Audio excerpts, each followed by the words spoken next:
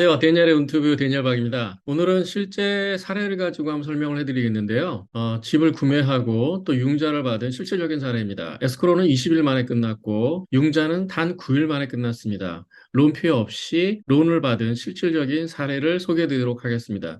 이것을 보시면 이제는 5%대로 융자를 받을 수 있고 또 훌륭한 집도 살 수 있다는 것 보실 수 있을 것입니다. 이 사례 같은 경우에는 특히 지금 집을 찾고 있는 이 집은 리모델링을 했을 때 굉장히 훌륭한 집이 될 수 있는 3베드, 3베스의 집인데요. 노억에 있는 집입니다. 한번 보시고 나면 굉장히 매력이 있다고 생각하실 것이고 융자도 굉장히 스무스하게 빨리 끝낸 실제적인 사례였습니다. 끝까지 시청해 주시면 큰 도움 되실 거라고 믿습니다. 감사합니다. 네, 바로 이 집인데요. 노억에 있는 3베드, 3베스 1448 스퀘어핏 집입니다.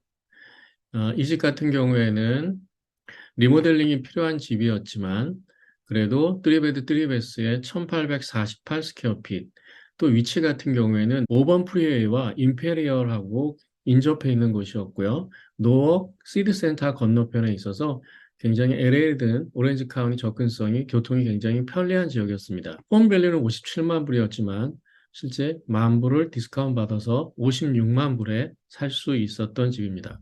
사진을 잠깐 보도록 하겠습니다. 굉장히 단정하고 깨끗하게 조성되어 있는 콘도였고요. 이 집 같은 경우에는 유닛 1이었는데 한쪽 사이드로 있어서 굉장히 조용한 그 큰 공간을 프라이빗하게 좀 이용할 수 있는 그런 베니핏도 갖추고 있는 거였습니다. 투카 그라지가 있었고요. 2층으로 구성되어 있었고 1층에는 리빙룸, 키친이 있고 2층에 베드들이 3개가 있었습니다.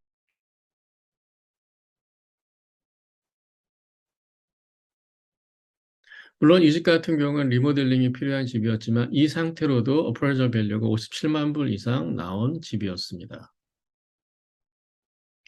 큰 리빙룸이 보이고요.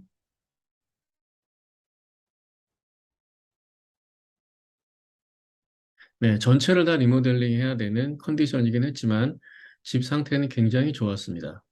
인스펙션을 했을 때 리페어를 요청했지만 거의 리페어할 것이 없는 컨디션이 좋은 상황이었고요. 비가 굉장히 많이 온 후에 저희가 오픈하우스를 갔었는데도 비가 샌 흔적이 없었고 기존에 얼어 데미지라든지 이런 플로밍상에 전혀 문제가 없는 집이었습니다.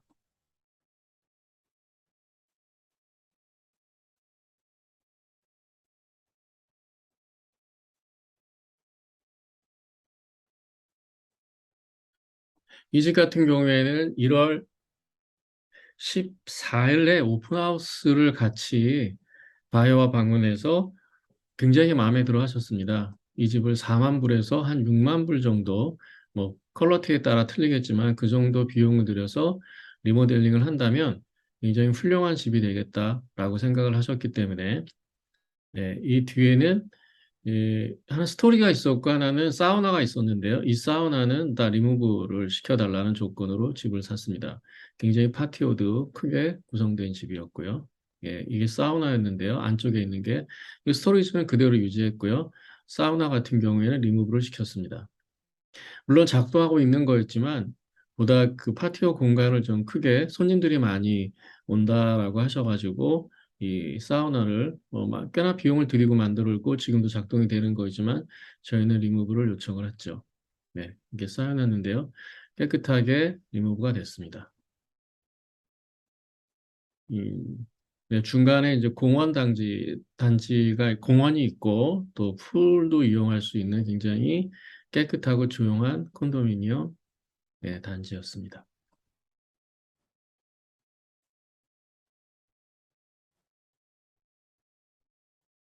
네, 보시는 것 같이 이렇게 콘도미니엄 단지가 구성되어 있고요. 건너편에 그 노워크 라이브러리 시빅 센터가 있었고, 옆쪽으로도 좀 상업 건물이 있었고요. 뒤쪽에 약간 이런 스토리지 같은 게 보이고, 웨어하우스 같은 게 보이는데, 이거는 굉장히 큰 스테이트에서 운영하는 큰 병원이었습니다. 네, 조금만 나가면 바로 5번을 탈 수 있는 또 이 큰 길이 임페리얼 길입니다. 네, 이상으로 사진을 통해 가지고 집 상태를 좀 보셨고요. 집 컨디션, 그 다음에 집 어떤 집이었는지 보셨는데, 이 집은 57만 불에 리스팅이 되기 전에 사실 57만 5천 불에 에스크로가 오픈이 됐다가 에스크로 클로즈가 안 됐습니다. 그래서 다시 57만 불에 리스팅이 됐을 때 저는 56만 불에 이 집을 최종적으로 오퍼를 넣고 살 수 있었습니다. 좀 시기를 말씀을 드려보면 1월 14일 날 오픈하우스에 방문해서 1월 16일 바로 오퍼를 넣고 1월 17일 날 억셉을 받고 론 같은 경우에는 프리 어프로블 레터를 가지고 16일 날 오퍼를 넣었겠죠. 17일 날 바로 억셉돼서 모든 론 서브미션 할 수 있는 것을 셋업을 준비해 놓고 바로 1월 18일 날 론을 서브미트하고 론 에스티메이트를 발급을 받았습니다. 그 다음날 1월 19일 날 컨디셔널 어프로브가 됐었고요. 약간의 컨디션을 가지고 그것을 클리어하는 과정만 겪으면 론은 클로징이 될 수 있는 상황이었습니다. 그리고 인스펙션을 오도해서 21일 날 인스펙션을 한 다음에 그 결과를 가지고 23일 날 리퀘스트 포 리페어를 저희가 했었죠. 약간의 문제가 있었던 것은 그 한쪽 방에 그 히링하고 에어컨 시스템이 작동이 안 됐습니다. 그래서 아마 떡이 커넥션이 되지 않았겠거니 생각했었고요. 다른 좀 디테일한 상황까지도 저희가 리퀘스트를 했습니다. 물론 이 집 같은 경우에는 리모델링을 할 의도였기 때문에 좀 사소한 것은 넘어가고 좀 시리어스한 부분만 저희가 정확하게 인스펙션을 받아서 리페어 오더를 했는데 그 리페어는 한 일주일 만에 모든 것이 다 컴플리트 돼서 깔끔하게 처리가 되었습니다. 론 같은 경우에는 처음에 저한테 의뢰를 왔을 때 3월부터 6월 정도 사이에 이 집을 사겠다라는 의도였었는데요. 이 집을 빨리 보게 되고 또 결정을 하게 된 것은 워낙 그 위치가 본인이 원하는 또 마음에 드는 위치였고 또 3베드를 가지고 1,500 스퀘어핏 가까이 됐는데 가격대가 50만 불대다. 56만 불이다. 물론 리모델링을 해야 되기 때문에 거기에서 4만 불 내지는 6만 불 정도 추가했을 때 60에서 62만 불 정도의 밸류가 될 수 있겠죠.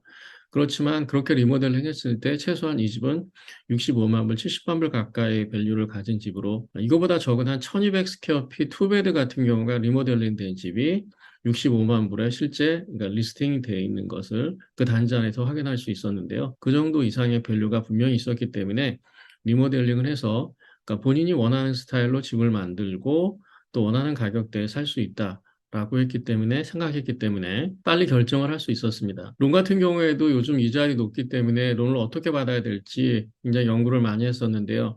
다행히 이번엔 크레딧과 인컴이 좀 높아서 제가 15년 내지는 20년을 레커먼했을 때 보다 빨리 에퀴티가 쌓을 수 있는 15년을 선택을 하셨습니다. 15년을 선택했을 때 론피 없이 론피가 전혀 들어가지 않고 오히려 렌더 크레딧을 일부 받은 상태에서 5.625%의 론을 받을 수 있었고요.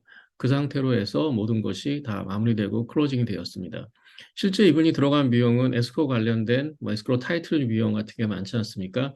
한 5천 불 정도 보통 들어가는 비용이 들어가고 또 그 프리페이드 되는 부분 프로퍼티 텍스라든지 HOI, 인슈어런스, HOA 310불 또 HOA 비용이 있는데 그걸 페이먼 하는 게 한 2천 불 정도 또 들어갔었고요. 실제 론에 관련된 비용이 들어간 건 언더라이팅 피 정도 한 1,000불 정도밖에 소요가 안 됐습니다. 뭐 그 정도의 비용으로 이 집을 살 수 있었기 때문에 80% 융자를 받은 거죠. 20% 다운 페이먼을 하고 48만 8천 불을 융자를 받은 것입니다. 융자 기간만은 사실 9일 만에 다 끝났고요. 모든 컨디션이 클리어됐고 전체 에스크로까지 끝난 건 20일인데 실제 더 당길 수 있었지만 뭐 셀러 입장도 있고 또 리페어 해야 되고 집을 또 클리닝하는 시간이 필요했기 때문에 저희가 20일로 해서 에스크로를 클로징을 시켰습니다. 이 집 사례를 보았듯이 말씀드릴 수 있는 것은 융자 같은 경우에는 얼마든지 지금 뭐 7%, 8%까지 이자율을